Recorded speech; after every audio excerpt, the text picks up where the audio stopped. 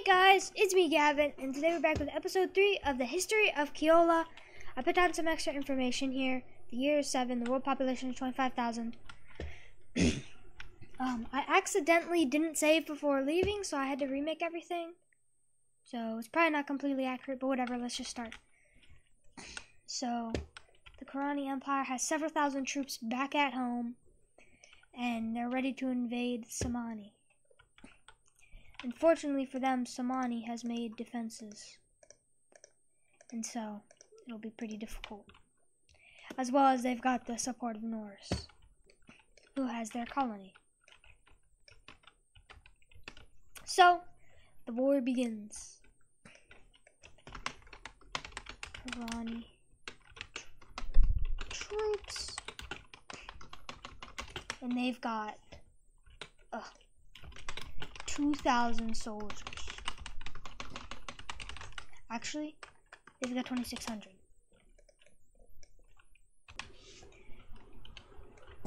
And they attack their defenses. Well, first, Karani Empire. Samani! Surrender now, or I'll kill your entire nation! No, Karani, I won't bow to you. This is my land and my people. And if fighting means death, then I'm ready to die. Then die, you insolent little pig. Karani troops surge and focus on this square, trying to break through and cut them off. Many casualties happen, but the wall is held.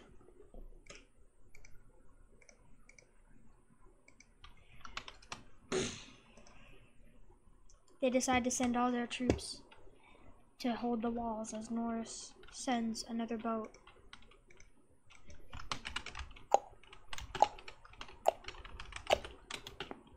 With 350 soldiers.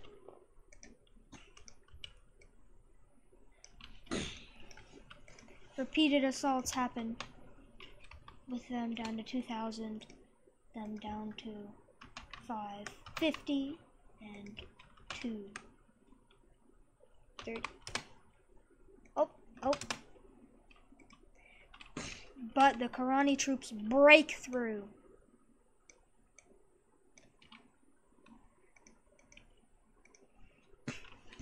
And cut them off. Boats are used to retreat some soldiers, but more die in a rout with very minor Karani losses. They try and hold the gap in the wall, but the Karani soldiers are overwhelming them, and it's difficult. Norris decides to help. Fellow Ionasi, my ally Samani is being attacked by Karani. Now is our chance to fight back and take him down before he becomes even bigger of a threat. Rosie, Caria.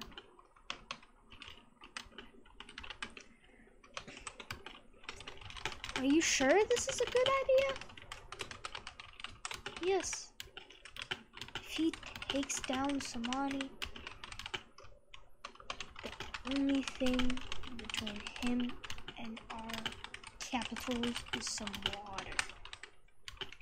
He will have more troops and a better strategy, and it's only a matter of time before he attacks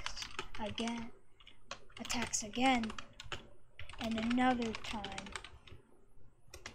and even again after that, and our nations collapse. Alright, but we're not sending too many troops. Thank you.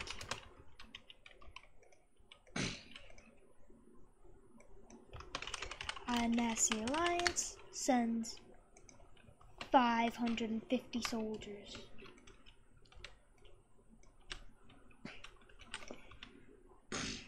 They keep pushing through, and the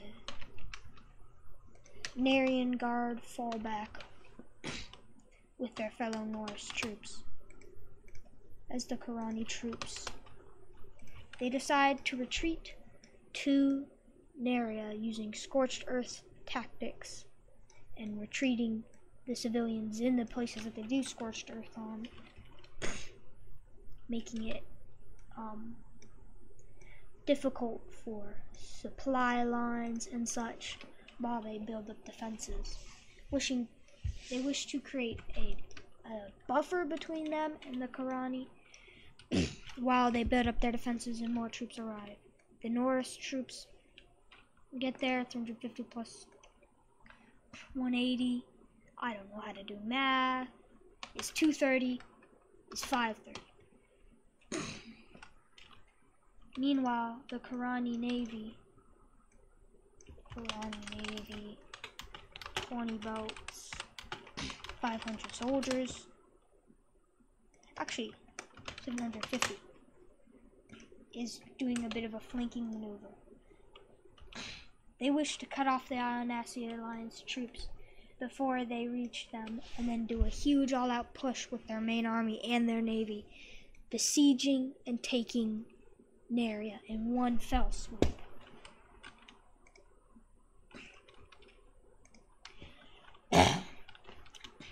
For now, their troops wait and build up back to 2,000 while defenses are built right outside of Naria, and the city itself is fortified. The Ionasi Alliance soldiers get fairly close with 15 boats. The Karani Navy suddenly springs upon them. Nearing them, arrows are loosed, and immediately there's a couple losses. The Ionasi Alliance soldiers are shaken and surprised by the sudden attack and quickly work to mount a defense. The Karani Navy uses numbers, trying to flood single boats with many of theirs. 3 boats, a 3v1 is easy to win, so they're trying to use this tactic to take them down one by one. It works at the beginning as the Ionasi are uncoordinated with one boat down.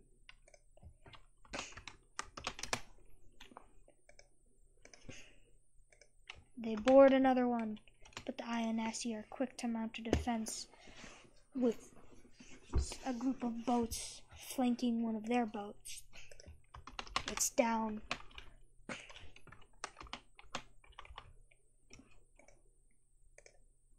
Bro.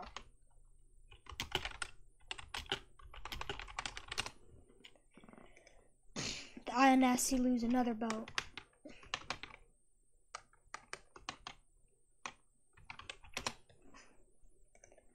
But they flank the rest of the boats, causing a mass loss among the Karani. Boats swoop in to pick up the soldiers that have been launched off of their boats. They make up a defensive wall, whereas the Karani are formed up something like this.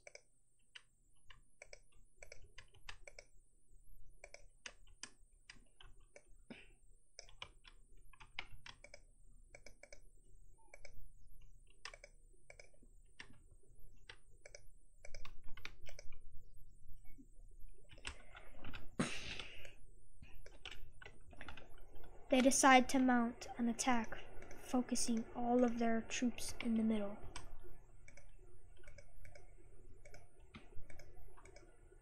And pushing as much as they can into the defensive line. They wish to break through and scatter the alliance. A boat in the middle falls.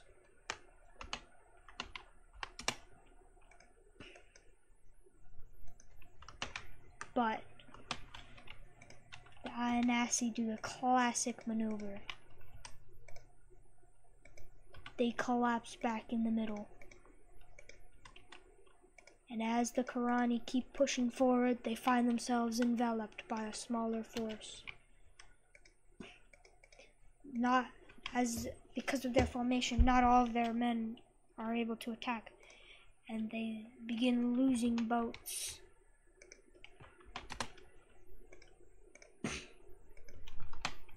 The Ionasi also take some losses,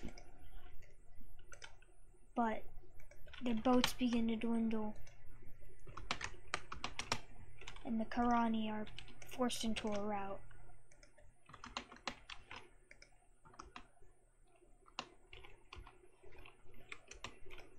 The Ionasi alliance comes out with an astounding victory and decides to retreat back to regroup, as well as the Karani Navy. The Karani troops have managed to gain even more soldiers.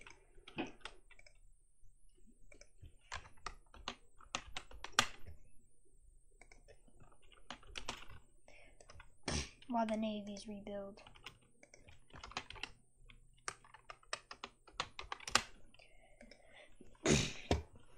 The defenses have been finished.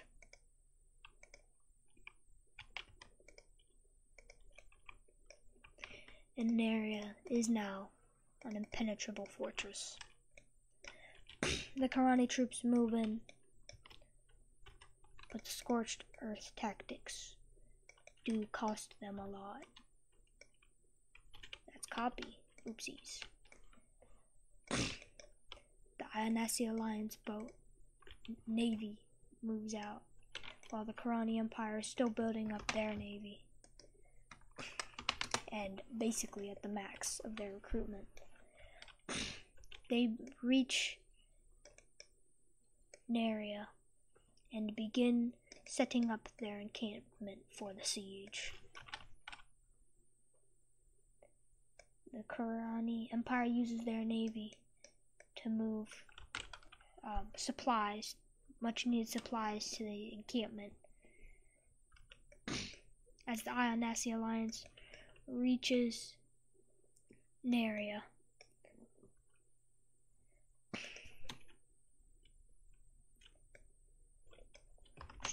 1,600 soldiers of the Narian Guard,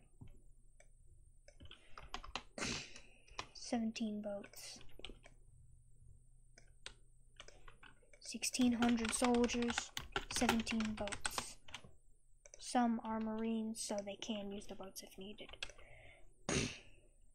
The supplies arrive, and for now, the siege encampment is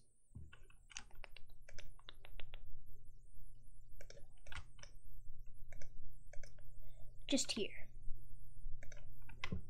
just right outside an area. They decide to make a small probing attack through the wall and send their boats outside Naria for a naval blockade. The attack is repelled and ends up being only a minor skirmish.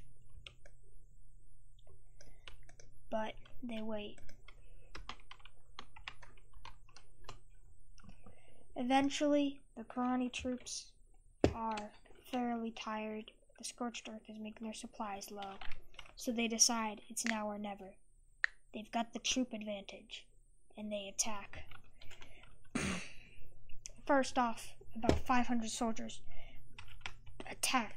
launch their attack upon the wall. And with its weak defenses and less troops being there, they break through. but not without a good fight.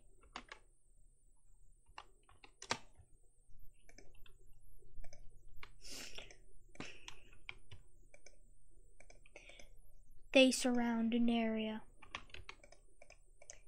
building up their siege weapons. Later in the day, the next attack happens. The boats move into the harbor. Marines, Narian Marines, as well as the rest of the Ionasi Marines, scramble to get on their boats to fight them off. With this, they have a fair chunk of their troops.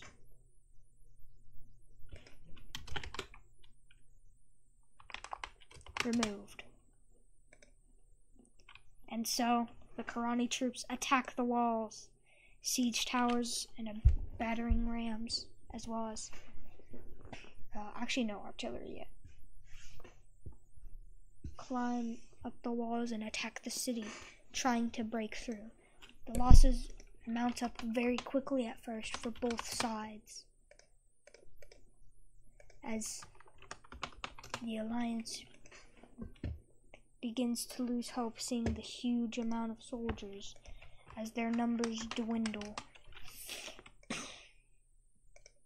It seems that the boats are also winning. The Karani boats push in and end up winning the battle. 400 soldiers left, 13 boats.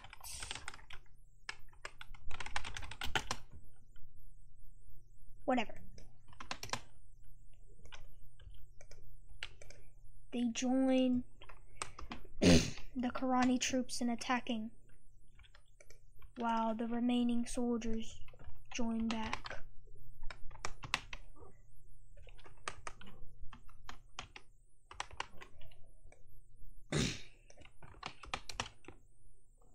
They attack from all sides. Their advance seems relentless, and the Narian casualties are starting to catch up to the Karani. Okay, thank you. Eventually, they break through the walls, sending the Narian guard in a rout.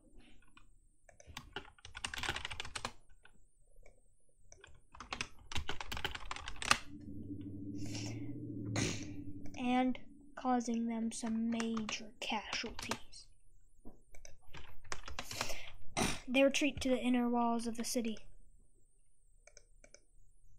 Go!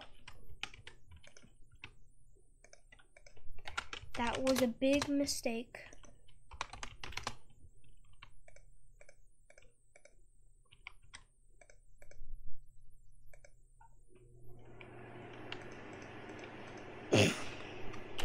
The Narian Guard fight with all they have. They're getting less and less soldiers, and the Karani troops are not backing down. They defend bravely, but eventually they're down to the last 500. And the Karani troops are not letting up.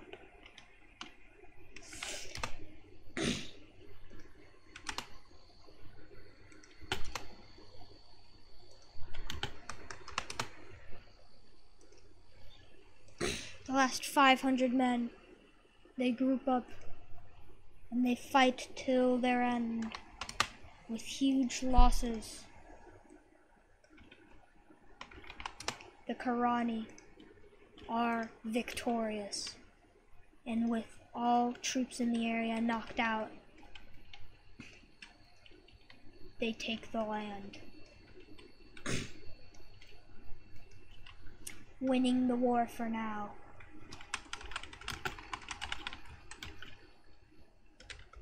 Uh-oh! Guys, my colony! He's going to take it! Ha ha ha ha! Now I've won. Once I restore my army, Those fools won't be able to stop me. The wounded quickly are healed, and eventually their troops swell in numbers again, taking the Norse colony. Ionasi alliance. What are we gonna do? Norse. We have to build up our armies and navies.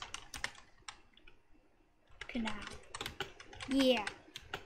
If he's gonna attack us, we'll beat him then. We can make strong, powerful navies with tons of sonar. Then, if we beat his transports and put sonar on the water, I have no army and we'll win. Sounds good to me. Hey guys, my engineers have come up with this new invention. Ionasi. What is it? By using ropes and tension, you can throw huge rocks. You can put them on giant sonar and use them to destroy the enemy. The Karani sonar. That's an epic invention. I bet we'll win now. Alright, let's make 3 of those giant sonar. Yeah. Those fools. They think I'm just going to do a naval invasion. But they don't know my plan. I will rule their lands and nobody will stop me. And now at this point, it is the year 8. The world population has gone up, but due to the war has gone down. And so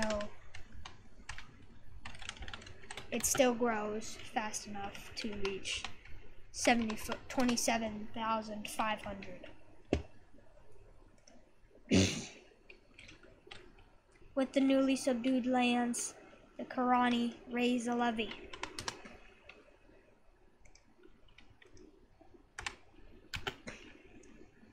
They rally only 650 colonial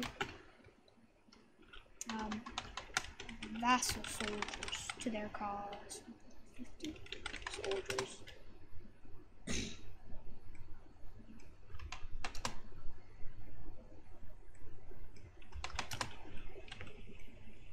$150 soldiers.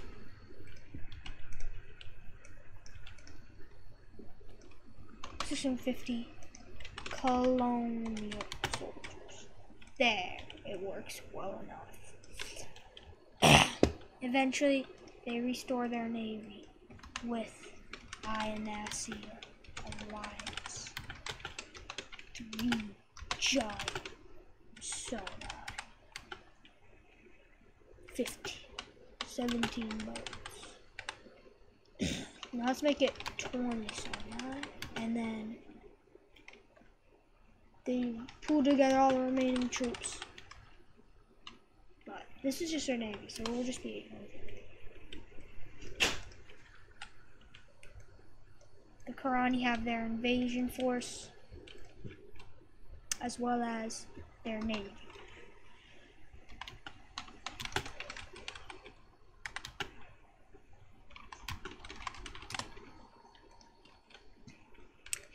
It ain't finna be enough, though. But they've actually done the big brain. They sent a diversionary force that is still flanking that lands in Caria. The Navy sails out to find no one, as their main force moves to attack northern Rosie. The troops land. The Ionasi Alliance sends out scouts, but then Carrier. They've landed on the southboard coast. Dang it! Retreat! They retreat, but send some of their 3 giant sonar, 250 soldiers, to flank them, while their ground forces of 1050 soldiers are on the defensive. With this, the colonial soldiers are facing a war on 2 fronts. Oh, hallelujah.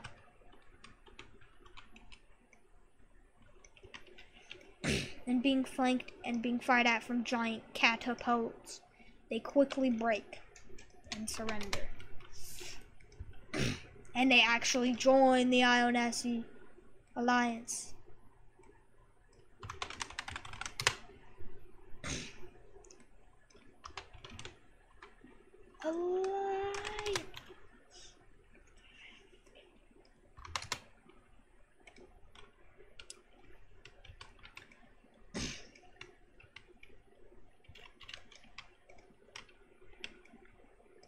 The soldiers end up telling them the plan of the Karani, but by the time the troops have arrived, it is too late. Rosie, wait guys, there! Ionasi. Rosie? What are you gonna say? Uh-oh.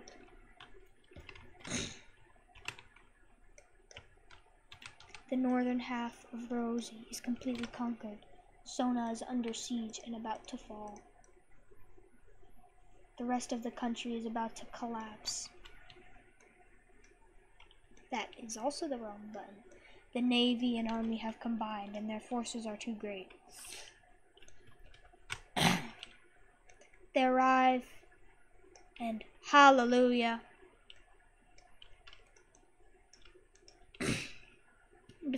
Decide to defend up. They do a naval blockade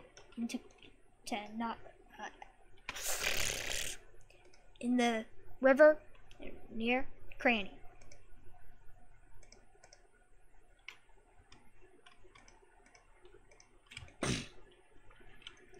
As well as make defenses upon the border.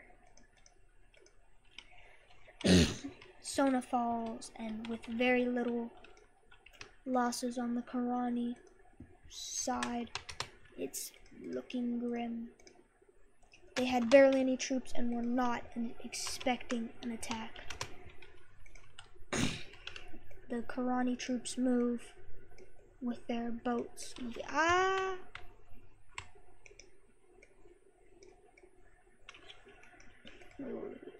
Height 4.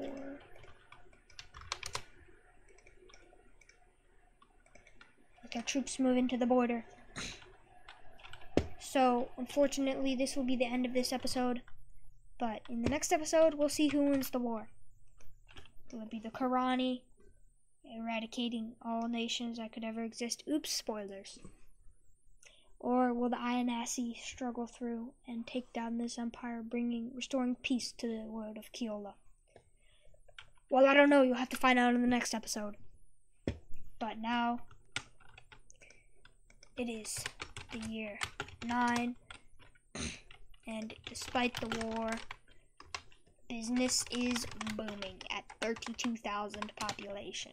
It's only going up from here. We're gonna reach 100K in like 3 or like 5 years. No cap.